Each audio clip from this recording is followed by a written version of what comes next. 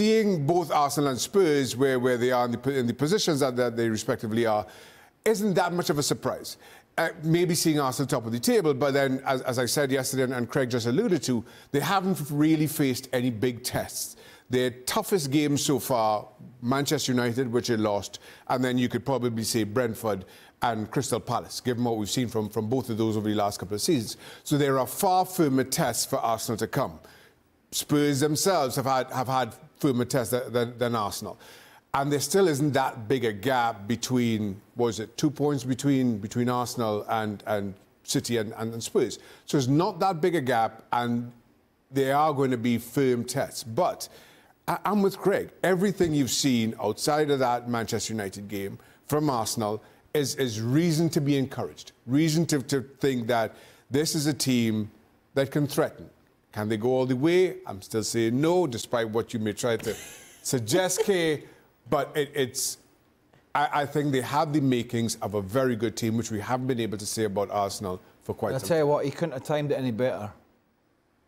Mikel Arteta. I've not watched it, but apparently he is Ted Lasso on this documentary. I mean, I tell you, trust me now. Well, they're all buying into it. Who is? All his players. Nonsense. No, I'm not having that. All right, so let me ask you about Spurs then, the other team in North London. Well, they've done it differently. Well, they can win ugly. Is that a good thing or a bad thing? Well, they've done it differently, and I think it's no surprise if you were to look at some of the stats that across all parts of the statistical sphere, for those out there that love all this, is that they don't spend a lot of time in the opposing's final third. They don't tend to dominate a lot of the games. They're not bothered about that, but they still have that huge threat. An even bigger threat than they had last year, and a bit like Arsenal, a much beefier squad than they had last year. The type of football they're playing, to my knowledge, and I stand corrected, isn't a great deal different. They just, a little bit like Arsenal, have different... What's it? They have stronger players, a stronger squad, and the ability to change a game more progressively than they had last year. I still think that's enough to hover them around the top four, but not enough to go all the way. They've got some big options up front, though, now. And we're seeing, obviously, he's got choices up front. Conte has just how he wanted it. And it's big players as well, Shaka. Any of the big teams are not going to want to come up against those players, surely. Absolutely not.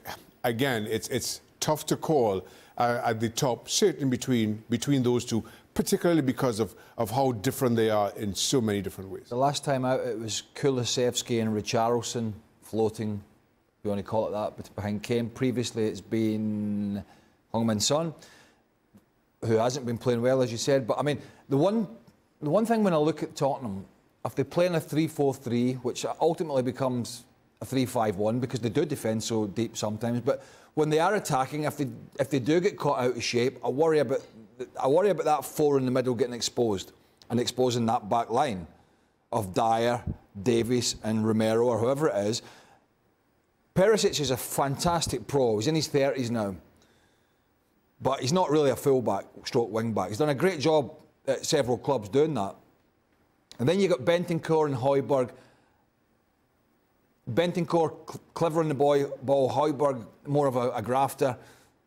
Is that strong enough in the middle of the park? I think there's question marks there. And I'm not the biggest fan of Emerson Royal. I think he's decent, but I think they're not the two greatest wing-backs in the world. I think, obviously, Perisic is winning on the experience side.